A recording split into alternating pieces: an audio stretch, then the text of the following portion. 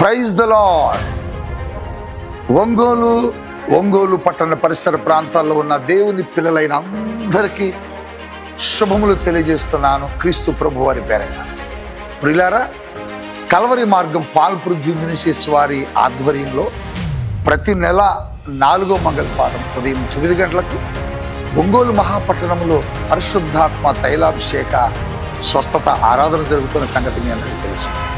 December 23వ తేదీ ఉదయం 9 గంటలకు ఈ ఆరాధన ప్రారంభమవుతుంది. స్థలం అంబేద్కర్ భవనం, కలెక్టర్ కార్యాలయం ఎదురుగా. ఈ ఆరాధనలో ప్రత్యేకంగా 2026వ సంవత్సరపు నూతన క్యాలెండర్స్ని మీకు అందజేయడం జరుగుతుంది. సిద్ధపడి రండి, కుటుంబాలతో రండి. ఇప్పటికే వేలాది మంది ప్రజలు పాల్గొని దైవ దీవెనలు పొందుకున్నారు.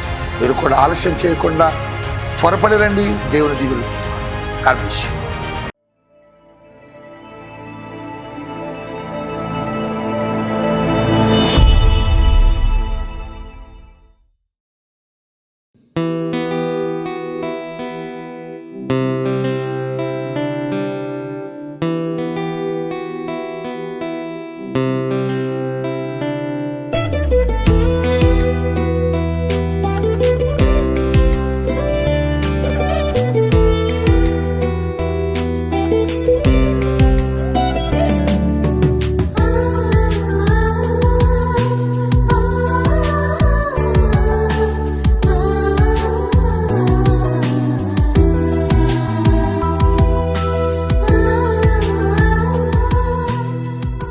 Praise the Lord. యేసుతో ప్రతిదినం మన ఆధ్యాత్మిక కార్యక్రమానికి మిమ్మల్ని అందరినీ ప్రేమతో ఆహ్వానిస్తూ మీ అందరికీ నా హృదయపూర్వకంగా తెలియజేస్తున్నాను. ప్రియపిల్లలారా, మరి బాగున్నారా మీరంతా? మరి ప్రతిదినం దేవుని మాటల ద్వారా ఆత్మికంగా బలపరచబడుతున్నారా? అవును కదా.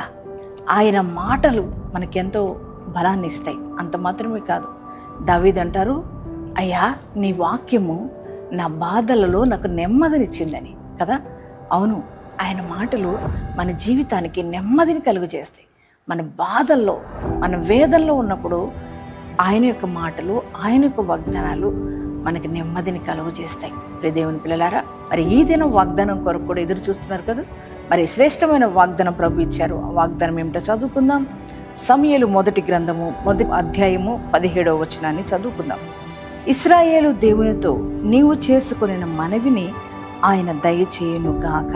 Praise the Lord. ఇంత చక్కటి మాట కదా. మన దేవుడు ఎవరనంటే మన ప్రార్థన ఆలకించే దేవుడు. ఆయన సన్నిధానంలో మనం చేసిన ప్రతి ప్రార్థనకు జవాబిచ్చే దేవుడు, మనం ఆరాధిస్తున్న దేవుడు. చాలామంది అనుకుంటారు, ఎన్ని దినాలుగా ప్రార్థిస్తున్నా, సంవత్సరాలుగా ప్రార్థిస్తున్నా, నాకు ఇంకా జవాబు రావట్లేదేంటి అని బాధపడుతూ ఉంటారు. ప్రియ దేవుని బిడ్డలారా, చూడు, దేవుని దగ్గర ప్రార్థించిన ప్రతి ప్రార్థన మనవి ఆయన నీకు దయచేసే దేవుడై ఉన్నాడు. ఆయన నీకు సహాయం చేసే దేవుడై ఉన్నాడు. ఈ మాట మరి హన్నాను గురించి రాయబడింది. హన్నా దేవుని యొక్క సన్నిధానంలో మరి ప్రార్థన చేసుకుంది కదా. గర్భఫలం కొరకు దేవుని సన్నిధానంలో మనవి చేసుకుంటుంది. దేవునికి మనవి చేసుకున్నప్పుడు దేవుడు ఆమె మనవి ఆలకించాడు. ఆమె మనవి ఆలకించి చక్కని బిడ్డనిచ్చాడు కదా. ఏలి అంటున్నాడు, యాజకుడు అంటున్నారు ఏమనంటే, నువ్వు ఇశ్రాయేలు దేవునికి చేసుకున్న మనవి ఆయన నీకు దయచేయునుగాక. అవునండి, ఆయన ఏది అడిగినా దేవుడు మనకు అనుగ్రహించే దేవుడై ఉన్నాడు.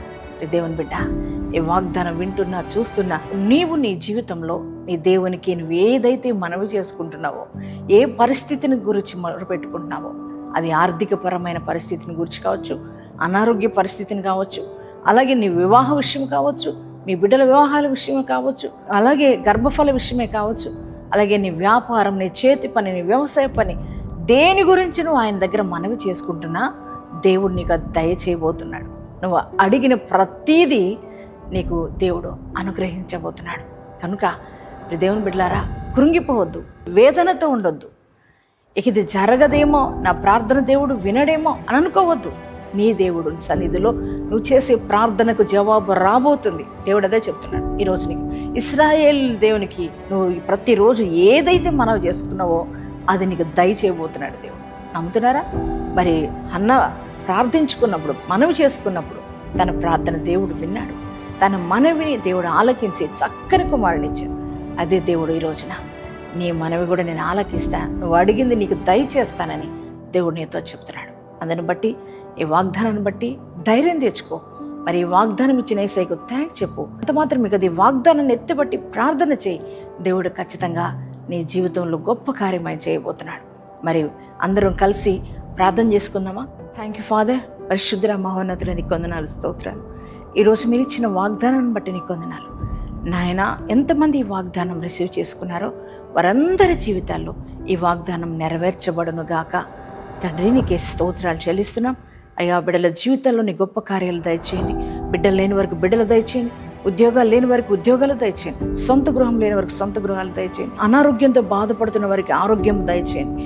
అయ్యా, వ్యాపారాలు దీవించండి, చేతి పని దీవించండి, వ్యవసాయ పని దీవించండి ప్రభా. అలాగే నా తండ్రి అయ్యా, సేవాపరంగా అయ్యా నా తండ్రి ఏ అవసరతలతో పిల్లలు ఉన్నారో వారి యొక్క సేవను ఆశీర్వదించమని ప్రార్థిస్తున్నాం ప్రభా. కోర్టు కేసుల్లో విజయాన్ని బిడ్డలకి దయచేయండి, భూ వివాదాలన్నీ పరిష్కరించమని ప్రార్థిస్తున్నాం ప్రభా. ఆ రీతిగానే ప్రభా ఈరోజు మ్యారేజ్ డేస్, బర్త్డేస్ చేసుకుంటున్న ప్రతి వారి జీవితంలో నూతన కార్యాలు జరుగును గాక ప్రభా. ఈ దినమంతా నీ సన్నిధి మాతో ఉంచి నడిపించండి. యేసు నామములో ప్రార్థిస్తున్నాం తండ్రి, ఆమేన్.